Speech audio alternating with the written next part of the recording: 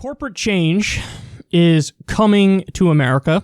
You could see by the graphic here over my shoulder. So Aunt Jemima is having a name change and removing the image which is based on a racial stereotype.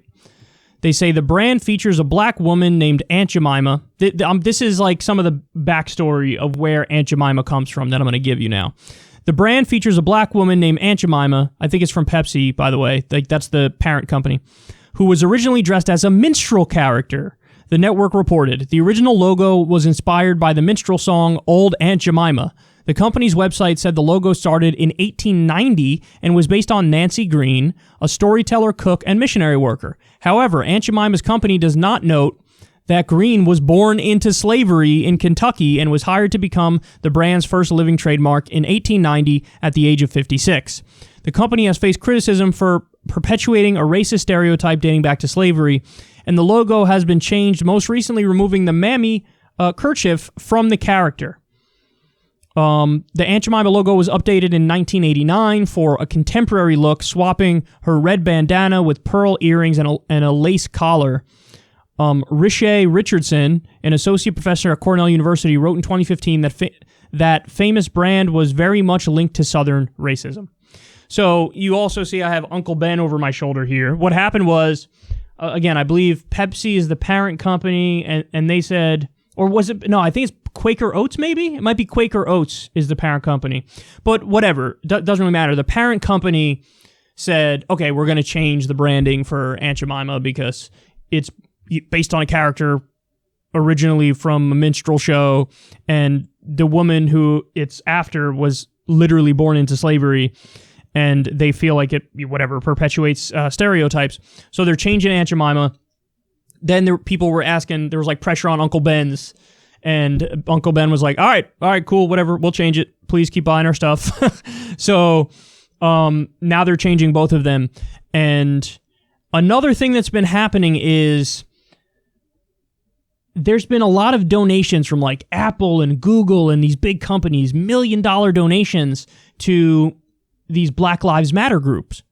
But here's the problem. There was one group, I think it was called the Black Lives Matter Foundation, and that's run by one dude in California, and he's not affiliated with the broader Black Lives Matter movement, and his idea was, I want to bring cops and black people together as one.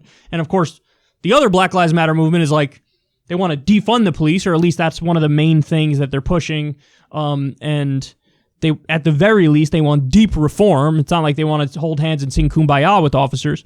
So these major corporations were going to donate millions of dollars to this Black Lives Matter Foundation, and they didn't even know until the last minute. But that's not the thing. That's not the group that you think it is.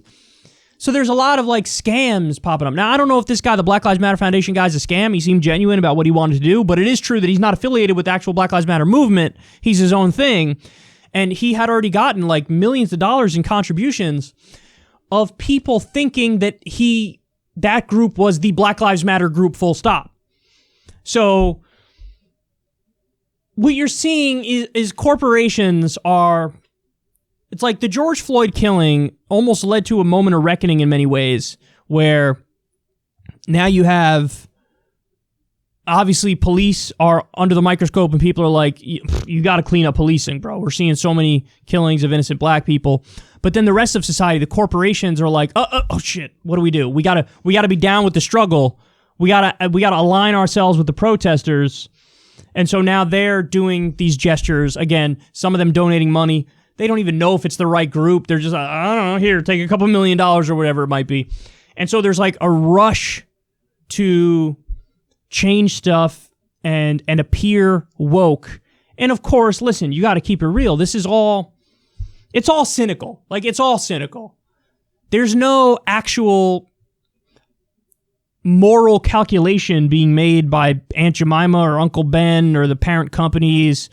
They're just like, how can we appease everybody to try to be on the proper side of this to make sure our company isn't crushed under the weight of cultural and societal change? Like, that's what's going on. And, it's the thing that's kind of funny to me is any like really strong reaction to what happened here. Like there was somebody on Twitter who was who was doing the like, first we warned you about this, and now they're coming for Aunt Jemima. As if it's like some devastating loss that they're changing a logo on like syrup and pancake mix. So there are some conservatives who are going over the top like, oh, the destruction of culture. But then also there are some like Democratic politicians think like this is real change. It's like, no, this is cynical corporations doing the bare minimum to try to appease people so that they stay relevant and keep making money. That's what it is. And again, a lot of these companies that are doing I believe Black Lives Matter. Jeff Bezos did this whole Black Lives Matter thing. Meanwhile, there are 2 black workers that he fired, or Amazon fired, because they were trying to unionize and they were trying to protect workers during COVID to get them masks and to have more reasonable rules and sanitation procedures. So he says Black Lives Matter, but then he actually materially hurts black lives by being a vicious capitalist. So forgive me if I don't think this is like, oh, what a turning point. How amazing this is. No, it's all cynical corporations trying to be down with the struggle so that they can keep screwing everybody economically. Hey, if we appear to be super woke, maybe people won't look under the hood and see, what we're actually doing here. Like a lot of these companies that do the Black Lives Matter stuff, and then they have literal sweatshops overseas where, like, kids are making the clothing at indentured servant wages or whatever. Like, yeah, that's the kind of savage stuff I expect from corporations. Put a public smiley face out there, and then behind the scenes, perpetuate the status quo, make as much money as possible, and use very questionable practices in the process. So, now, overall, listen, I would actually be very interested to see, like, a very detailed poll or really in-depth interviews with the black community across the U.S., asking what they think of this, and I'd be surprised if it was like a unanimous opinion. I think there'd be a lot of variation in opinions, but for me, I look at this and I say, okay, fine, cool, like, yeah, get rid of these goofy logos, which are like a leftover from previous generations, which do kind of have some disturbing undertones, either a minstrel show or just like almost like glorifying a previous era where black people had to just like wait on white people, and that was the whole point of their existence, was like, serve me food and stuff. So like, I get it, and makes sense to me to change it. The only thing I'm cautioning is, let's not pretend like this is some real societal change, because as I always tell you guys, the first thing everybody caves on is the symbolism, because nothing hinges on the symbolism. So, believe me, if a vicious billionaire capitalist thinks, oh, if I just take a knee, then I could keep ripping everybody off and being a billionaire and paying no taxes and hiding it in a tax haven, if all I have to do is take a knee, shit, I'll take a knee. Why not? So don't get it twisted, because they'll always cave on the symbolism first. They'll always cave on something like a logo first, because that's easy. That's easy, and it's a way to appease. Okay, if I do this, and it's like, if all of these companies that are pretending to be down with the struggle, if they really wanted to make a difference, let's see the corporations lobby the government to demilitarize the police. Let's see the corporations lobby the government to end the drug war. What about that? Let's see the corporations lobby the government for a living wage. See, they're against the living wage.